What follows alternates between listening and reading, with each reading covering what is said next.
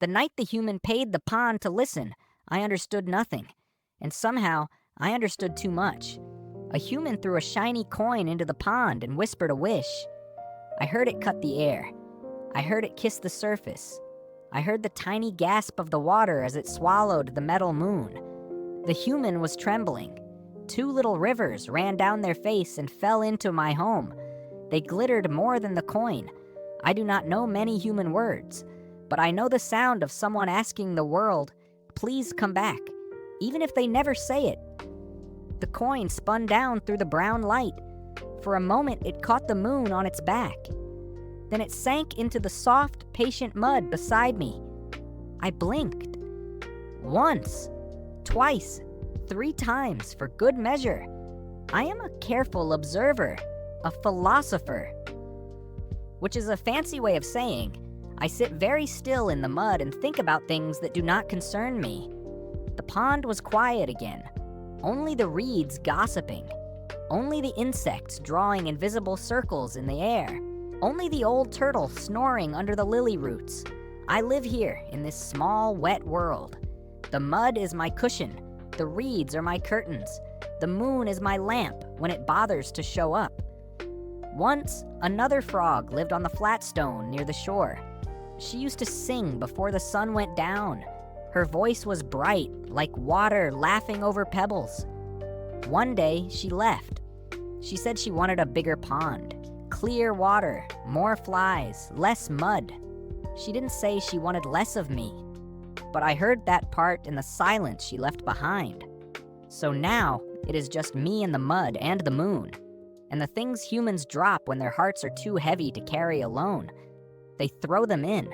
Shiny circles, rusty chains, crumbled pieces of paper with their tears pressed into the fibers. Tonight, it is the shiny circle. The money, they call it, in their strange mouth noises. I have watched humans trade these little moons. They hand them to each other like dragonfly wings. Careful, shaking, hopeful, sometimes angry. They give them away and receive other things. Food that smells like roasted sun, cloth that hugs their skin, little glowing rocks that sing and blink in their hands. They do not trade the shiny circles for flies, which is very odd. Flies are clearly the best thing, so I try to understand. From my muddy throne, this is what I've decided. Money is how humans measure the weight of their wanting. The more they want, the more shiny circles they stack. Like lily pads on top of lily pads, until the pile can hold their dream without sinking. When they love someone, they build a tall tower of these little moons. They trade them for sweet things, for soft things, for bright things. They say, "Look, I have turned my feelings into objects. Now you can hold them. Now you must know they are real. But feelings are slippery creatures, like minnows, like tadpoles. You cannot stack them. No matter how big the pile of circles, a heart can still say, 'I am tired. I am leaving. I know this.' Because no pile of mayflies could keep the frog on the flat stone from swimming away. Sometimes the humans come here alone at night. They sit on the bank where she used to sit.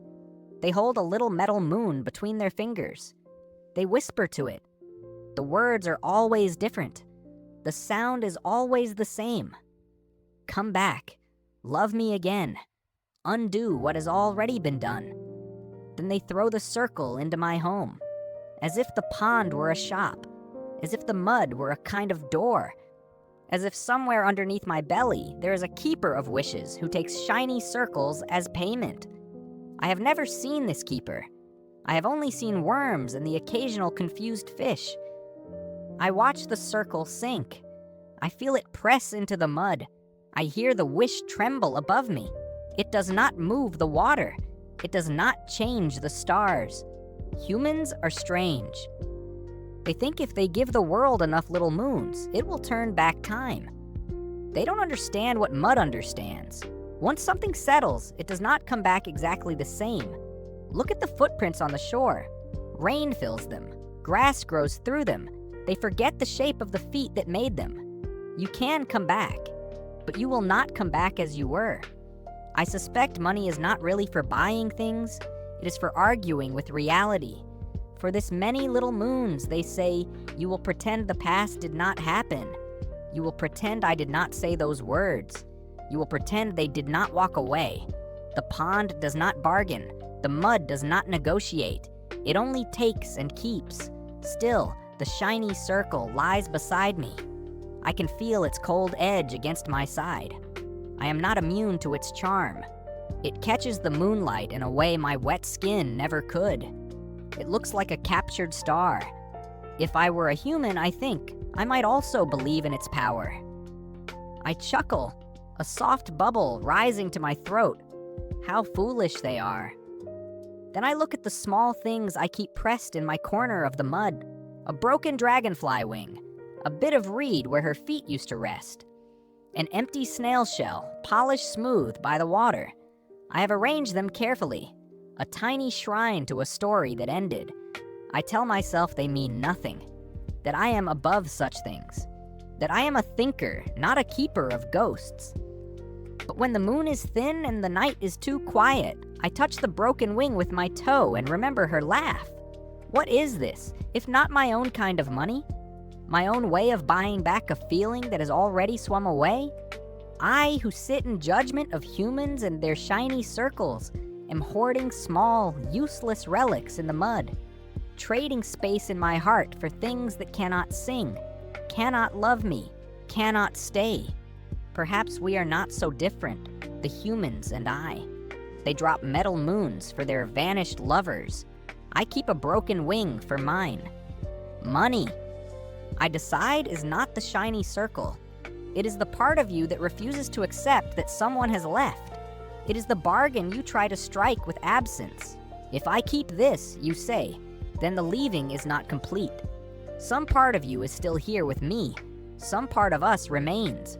But the truth is simple. Even a frog can see it if he looks long enough into the still water. They are gone. She is gone. The story has already sunk. No metal moon can raise it. No dragonfly wing can stitch it back together. The pond only moves forward. Ripples fade, footprints blur, voices turn into echoes, then into nothing. And yet, the mud is not cruel. It takes everything and holds it gently. Coins, tears, broken wings. It lets roots drink from them. It lets life grow out of what was lost. Maybe that is the only kind of wish that works. You do not buy the past back. You feed the future with it. Tonight, I press my side a little closer to the human's shiny circle. I imagine their wish flowing through it. A face they miss. A laugh that no longer rings in their small, bright house. A name that tastes like both honey and salt on their tongue. I cannot bring them back, I whisper into the water. My voice is just a small sound under a big sky. But I can keep this wish company. I can let it rest here, in the mud, beside my own. Above me, the night is quiet.